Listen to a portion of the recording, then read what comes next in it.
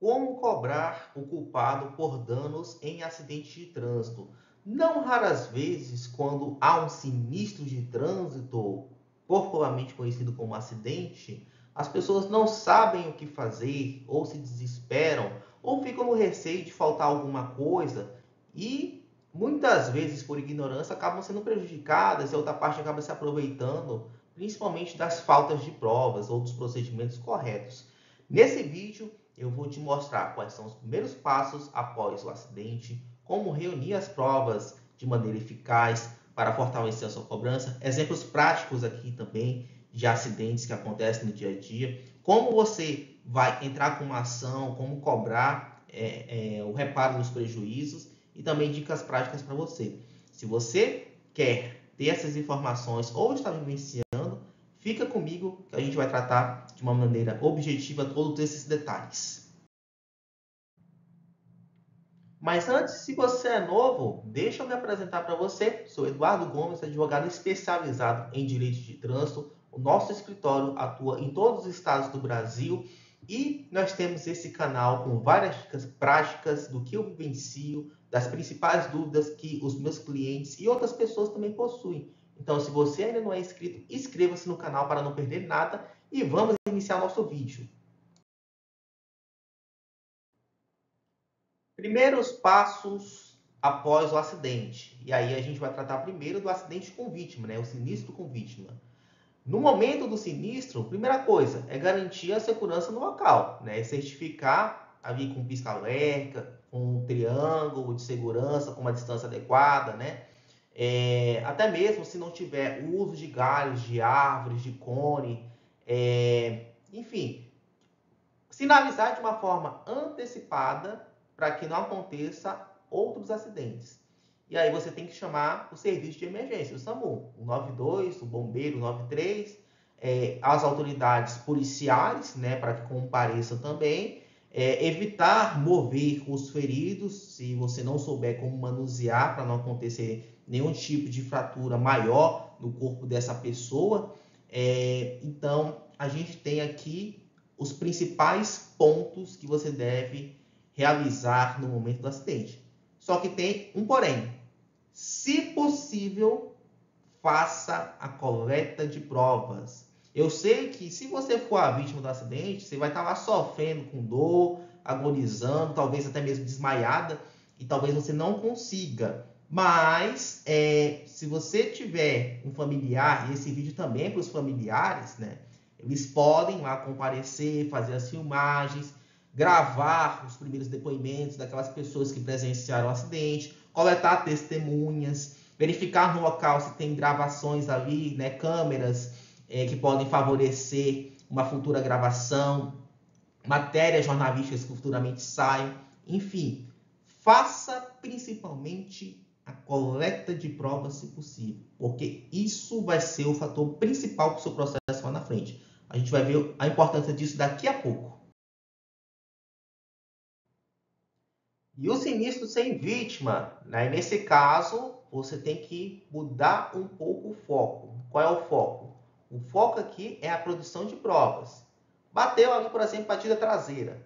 Desce ali do veículo, já fotografa, já filma ali o diálogo de vocês, tira a foto da placa, se possível da habilitação, da via, da sinalização, porque aí o foco aqui tem que ser já as provas materiais. Se aplica também a mesma regra de sinalizar o local, né, para que não ocorra novos acidentes. Se for o caso ali de já ter produzido as provas, você já retira o veículo do local para não criar um obstáculo na via, tá? Troca as informações com a parte de quem vai arcar com prejuízo, se vai ser voluntário, se vai ser uma situação que ela não está reconhecendo. E aí você pode registrar um boletim de ocorrência à parte, tá? Não precisa chamar a autoridade policial no local. Via de regra, a autoridade policial só comparece com vítima. Então, faça as provas principais, né? Até porque você vai ter uma situação ali sem vítima, então você vai estar apto ali a se locomover, a conversar, a dialogar. E aí vale as mesmas regras em relação às provas. Priorize gravações, fotos, pode ser também você chamar uma testemunha para presenciar ali o que está acontecendo. Matéria jornalística, se sair também, pode ser utilizada a seu favor. Enfim, foque principalmente, tanto com vítima e sem vítima, nas provas. Obviamente que sem vítima, a tendência de você produzir provas maiores é melhor, né? Aquele com vítima, como eu te disse, às vezes você está desacordado, não tem como fazer. A não ser uma prova posterior que seja feita no local, uma perícia feita pela autoridade policial, alguma testemunha, alguma gravação. Então, são os dois procedimentos aqui que você tem que se atentar, tanto com vítima ou sem vítima. Provas. E a gente vai ver a importância delas agora. Sobre a produção de provas, por que é tão importante? E por que eu estou enfatizando isso desde o início do vídeo? Porque no processo, e isso você pode contar para mim, para qualquer advogado, que nós vamos acreditar em sua versão. Mas o seu processo, ele é destinado a um terceiro. Você quer convencer o juiz. O juiz é uma pessoa estranha da relação jurídica ali entre as partes, entre o autor e o réu. O réu vai ter o advogado dele que vai fazer o trabalho, né, de trazer a versão do réu, negando muitas vezes, como regra, o que você está falando. Ou que está distorcido, ou que você está mentindo, ou que não falta, ou que você não tem as provas para comprovar que ele é o culpado. Então, você tem que ter prioridade na produção de provas. Porque se você quer convencer um terceiro, que no caso é o juiz, é por meio delas que você vai conseguir. E aí as fotos podem ser da criatividade, né? Desde que legal, é válida.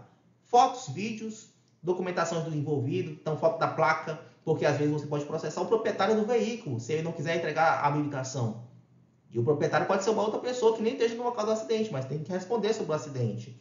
Depoimentos de testemunha, né? Então, se alguém presenciou, se alguém publicou nos stories no Instagram, por exemplo, ou você desce ali gravando, né? Você, com a sua versão, gravando a outra pessoa, a pessoa confessa isso, favorece a você. O boletim de ocorrência, principalmente feito no local pela autoridade de trânsito, né? Aquela que comparece ao local, a autoridade policial vai lá e coleta as informações e diante das evidências ali, ela chega a uma conclusão.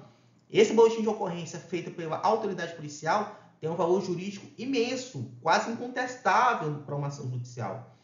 Relatórios médicos e perícias, né? Então, se você foi hospitalizado, passou por cirurgias, fisioterapias, é importante você ter esses relatórios médicos para você embasar os danos morais, pela dor física, pela dor psicológica. A perícia também feita no local ou no seu corpo também são patamares que visam ali elucidar o acidente ou ainda o seu grau físico. Imagens de câmeras, né? E aí a gente tem as câmeras públicas e câmeras privadas de estabelecimentos privados. Mensagens de comunicação. Se você pega o WhatsApp dessa pessoa, por mais que você não tenha produzido as provas adequadas, né? E aí você manda uma mensagem, essa pessoa vai e reconhece por meio da mensagem do WhatsApp que ela estava errada. E aí depois se ela voltar atrás, essa mensagem que ela falou que ela está errada, serve como prova contra ela, confissão. Registro de auto-infração. Então, por exemplo, a pessoa recusou o bafômetro ou teve ali lavrada contra ela um auto de infração por avanço do semáforo vermelho. E nesse semáforo vermelho que ela cruzou, acertou você. Aí, nesse caso, esse auto de infração é o suficiente para comprovar que é ela que quebrou as normas de conduta e circulação do trânsito. Evidências financeiras, né? Orçamentos. Então, você teve o veículo danificado. Faz 3 orçamentos. Você é Uber, taxista, trabalha com aplicativo, trabalha com volante, e aí teu veículo está parado na oficina. Suas médias de quanto você deixou de ganhar nesse período que você ficou parado. Então, quebrou o celular, quebrou o óculos, quebrou a bagagem. Tudo isso entra como danos morais, danos materiais, danos estéticos, lucro cessante, pensão civil, entre outros direitos. Só que você tem que ter as provas. Se você não tiver as provas, de nada adianta. É como se não existisse no mundo jurídico. E é aquela questão, eu vou acreditar em você, se eu fosse um advogado. O familiar vai acreditar em você, mas o juiz não vai, porque o juiz julga juridicamente, ele tem que ser imparcial. Ele vai ouvir os dois. Aquele que trouxer o maior aparato de provas vai convencê-lo a dar uma decisão da forma que você queira. E na própria audiência de instrução e julgamento, no meio do processo, também pode ter a produção de provas também, tá? Com uma confissão, por exemplo, com uma testemunha lá no meio do processo judicial. Então, essas provas elas podem surgir antes do processo e já acompanhar a atuação no início do processo, ou se por algum motivo não for possível produzi-la, mas se for possível produzir no momento posterior, aí é produzido por meio de do próprio processo judicial. E como é que define a culpa ou responsável pelo pagamento, né? A culpa do acidente, ela decorre de uma ação ou de uma omissão. Ação, avançar no semáforo vermelho. Nesse caso, como eu avanço no semáforo vermelho, eu fiz uma ação, né, que é justamente a invasão de preferencial, que atinge alguém. Estou errado. Omissão. Um exemplo de omissão que pode acontecer aí é justamente os deveres de cautela e atenção. Estou usando o celular, estou sendo omisso no dever de atenção. Então, a gente tem essas duas condutas, ação e omissão, vai gerar alguma culpa. O responsável pelo pagamento pode ser uma pessoa física ou jurídica. Então, física, eu, Eduardo Gomes, respondo pelo CPF. Jurídica, se tem um buraco aberto na pista, o Estado responde sobre isso. Então, uma pessoa jurídica também pode ser processada e, no caso, ele está sendo omissivo, né? E não tapar aquele buraco ou sinalizar a existência desse buraco. Proprietário e condutor vão ser responsabilizados. Proprietário, ele é quase sempre obrigado a pagar a indenização, ainda que ele não tenha nada a ver com o ocorrido. Ele pode estar dormindo na casa dele, mas o simples fato de o condutor pegar o veículo dele para dirigir uma coisa perigosa, automaticamente o direito entende que ele já se responsabiliza por isso. Então, quando o condutor é diferente do proprietário, vai os dois na ação. Se é veículo de empresa, vai o funcionário e vai a empresa.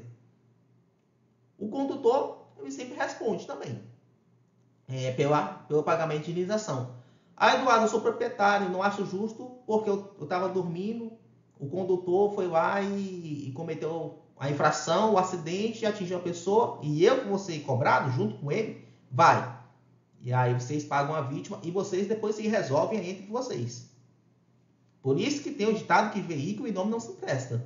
Porque justamente, automaticamente, você, proprietário, que tem um veículo no seu nome e outra pessoa conduz, saiba que, a qualquer momento, se essa pessoa cometer um acidente de trânsito, você pode ser obrigado a pagar a indenização. E é por isso que você tem que avaliar se você empresta ou contrata um seguro bem feito, né, que cubra danos morais, danos corporais e danos materiais também.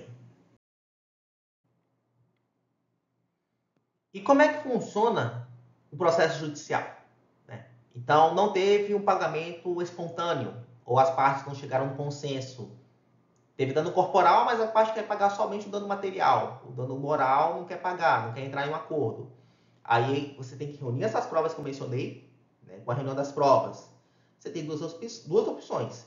Entrar nas pequenas causas, como o pessoal chama, o juizado especial civil, né? Até 20 salários mínimos você consegue entrar sozinho, mas a sua argumentação vai ser horrível. A outra parte vai estar lá com um advogado e vai te destruir. Essa é a realidade. Você tem a opção, né, em causas muito simples, de apresentação judicial sozinho. Ou você procurar um advogado para escrever a ação de uma forma técnica, sem as paixões que envolvem o caso, né, sem aquela raiva, de uma forma que possa estruturar de forma persuasiva e argumentativa as estratégias adequadas para você. E aí vai ter a citação. Teve a citação, a pessoa foi encontrada, aí tem a audiência de conciliação. Essa audiência de conciliação vai se tentar um acordo. Se não tiver um acordo, o processo vai para a audiência de instrução ou já vai direto para julgamento do juiz, sem necessidade de audiência. Se morrer na audiência de conciliação aqui, acabou. Aí vai ser fixado, né, o que as partes acertaram.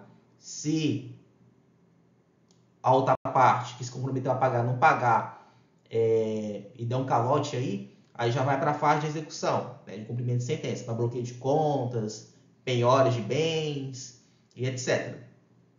Agora, se não der acordo, aí nós temos o prosseguimento do processo, que é justamente a contestação do réu. O réu vai fazer uma contestação dizendo a versão dele, porque que ele acha que ele está na razão, ou porque que o autor não está na razão dele, e o autor vai fazer uma réplica contra a defesa do réu. Após isso, a gente pode ter uma audiência de instrução e julgamento, né? Por exemplo, teve aí o avanço do semáforo vermelho. Ninguém tem a prova de quem estava no verde ou no vermelho. As duas partes estão dizendo que estavam no verde. Aí vem uma testemunha numa audiência de instrução e julgamento e esclarece quem estava no verde, quem a presenciou, quem estava no vermelho, e dentro de uma coerência, né? Tem técnicas para saber quando a pessoa está mentindo. Se não for o caso dessa dúvida razoável, ou seja, se já tiver comprovado por outras provas, tiver uma gravação de quem está no verde e no vermelho, essa fase da audiência de instrução não existe como regra. Ela já vai direto para o julgamento do juiz. Aí o juiz já vai condenar, né, uma vez que a prova é muito clara, vai condenar aquele que avançou no semáforo vermelho. Então é assim que funciona o processo. Em ambos os casos, cabem recursos, encerrados os recursos, fase de pagamento, não pagou de forma voluntária, bloqueia os bens, bloqueia a conta bancária, bloqueia o veículo, até ter uma força ali coercitiva, obrigando essa parte perdedora a pagar o ganhador do processo. E aí nós temos os direitos mais comuns no caso de acidente de trânsito. Dano material, por exemplo, batido na lataria, tem que reparar. É o dano ao patrimônio. O dano estético são para aqueles casos de lesões permanentes que geralmente precisam de uma cirurgia reparadora. Por exemplo, uma amputação, perder o dente, ficar cego, dificuldade de locomoção, que o movimento não volta a ser mais o mesmo, e etc. Dano moral, a dor física ou psíquica decorrente do acidente, né? Então, se você sangrou, passou por cirurgia, dano moral. Pensão civil, para aqueles casos em que a pessoa não consegue mais exercer as funções que ela exercia, não consegue mais trabalhar. E aí é obrigada a pagar o salário ali correspondente, né, à dignidade dela, para que possa ajudar até o tempo da aposentadoria. Lucros cessantes, aquilo que você deixou de faturar em razão do acidente de trânsito. Então, por exemplo, se você é motorista de aplicativo, está com o veículo parado, está deixando de faturar, aquele período que você ficou parado tem que ser pago. Benefícios por incapacidade do INSS, pensão por morte, né, do INSS, seguro contratado, se você contratou o seguro ou se a parte contrária tem um seguro contratado para cobrir prejuízos de terceiros também, isenção de imposto para a pessoa com deficiência decorrente do acidente, entre outros direitos. Importante, o seguro DPVAT, o SPVAT também, assim conhecido, não existe mais desde o dia 30 de dezembro de 2024. Esse foi o vídeo de hoje, pessoal. Agradeço pela atenção. Se você chegou até aqui, espero que tenha sido esclarecedor de como funciona mais ou menos um processo de acidente de trânsito. Nós temos outros vídeos aqui no canal também sobre acidente de trânsito com invasão de preferencial, por buraco na pista, por avanço do semáforo vermelho, acidente de trânsito decorrente também por pessoa inabilitada e etc. A gente tem vários temas de acidente de trânsito. A gente vai fazer todas as hipóteses possíveis que eu imaginar, as mais comuns também. Se você chegou até aqui, não esquece de curtir o vídeo, compartilhar com outras pessoas essas informações. Curta também, inscreva-se no canal. Espero que tenha ajudado você, né? E espalhe essa informação, porque todos precisam saber, muitos não sabem como lidar nesse tipo de situação. É uma situação inesperada, né?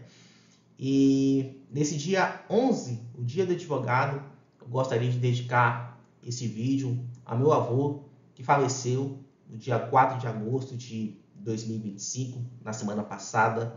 Foi um grande homem, um grande exemplo para a nossa família. E gostaria de dedicar esse vídeo aqui, que me gerou muito esforço, como dedicação a ele. E agradeço também a todos que desejaram força à nossa família. Muito obrigado e nos vemos em breve.